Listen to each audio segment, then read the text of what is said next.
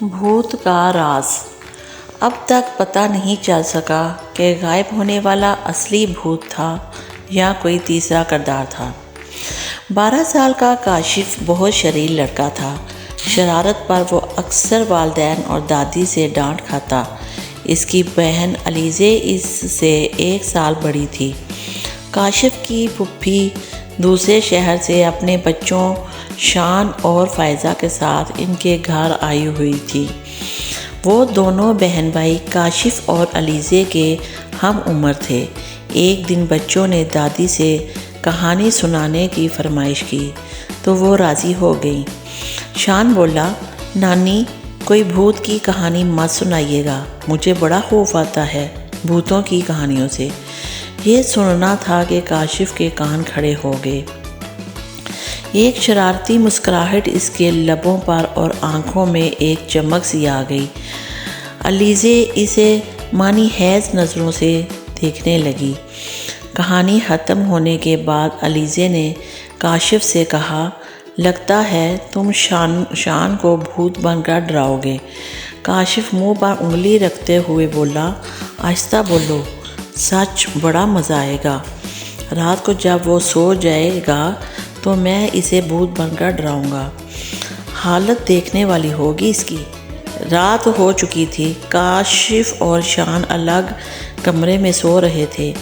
شان کے سونے کے بعد کاشف اٹھا اور چپکے سے باہر جا کر اس نے بھوت کا گیٹ اپ اختیار کیا۔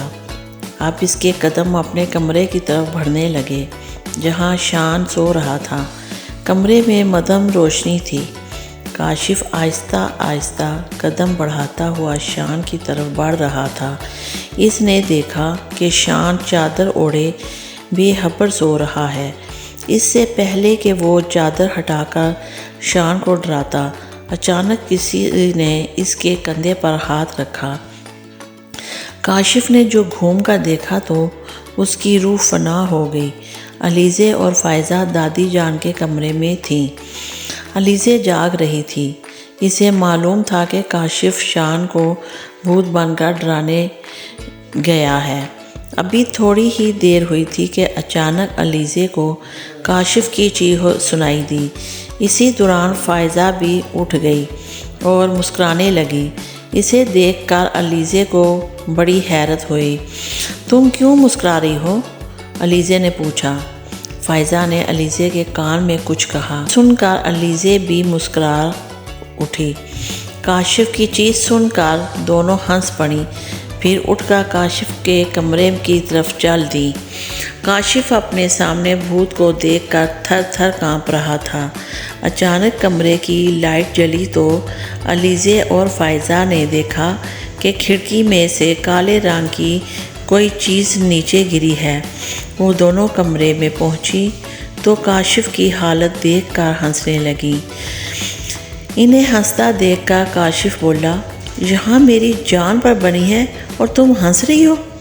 فائزہ قریب آئی اور بولی، ارے وہ بھوت نہیں تھا، شان تھا۔ کیا؟ شان؟ وہ حیرت سے بولا۔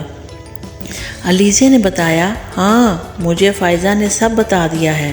دراصل جب تم شان کو ڈرانے کا منصوبہ بنا رہے تھے تو ان دونوں نے سن لیا تھا اور سوچا اس سے پہلے تم شان کو بھوت بن کر ڈراؤ، الٹا شان بھوت بن کر تمہیں ڈرا دے گا۔ لیکن شان تو سو رہا ہے، اس نے حیرت سے کہا۔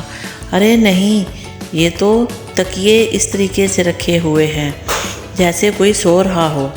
یہ دیکھو تکیے ہیں۔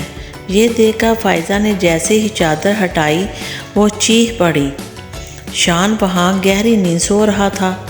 چیخ کی آواز سن کر دادی جان بھی نیند سے بیدار ہو چکی تھی۔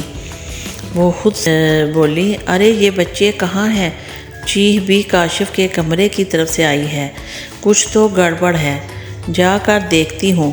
یہ کہہ کر انہوں نے اپنی تسبیح اٹھائی اور کاشف کے کمرے کی طرف چل دیں۔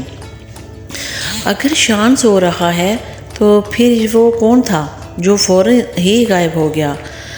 علیزے نے خوف زدہ ہو کر کہا۔ اسی دوران شان بھی آنکھیں ملتا ہوا کھڑا ہو گیا اور پوچھا، یہ کاشف بھوت کیوں بنا ہوا ہے؟ فائزہ نے کہا، کس قدر بے خبر سوتے ہو بھائی، اس قدر شور میں بھی آنکھ نہیں کھلی۔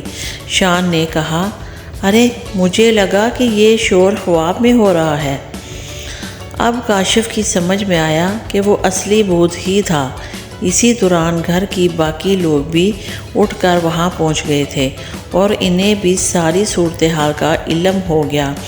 کاشف کے ابو نے کہا، کہو برہودار، اب کوئی شرارت کرو گے؟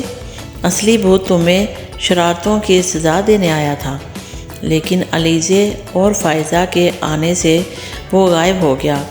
اب کوئی شرارت نہ کرنا۔ کاشف اپنے کانوں کو ہاتھ لگا کر بولا، میری توبہ، میں جو آئندہ کوئی شرارت کروں۔ دادی بولی، ہماری بات تو تم مانتے نہیں تھے، بھوت کی بات فوراً مان۔ اچانک شان چیخا، بھوت کہاں ہے؟ یہ کہہ کر کاشف خوف سے کانپنے لگا۔ اسے کانپتا دیکھ کر شان زور زور سے ہنسنے لگا۔ یہ اب تک پتہ نہیں چل سکا کہ غائب ہونے والا اصلی بھوت تھا یا کوئی تیسرا کردار۔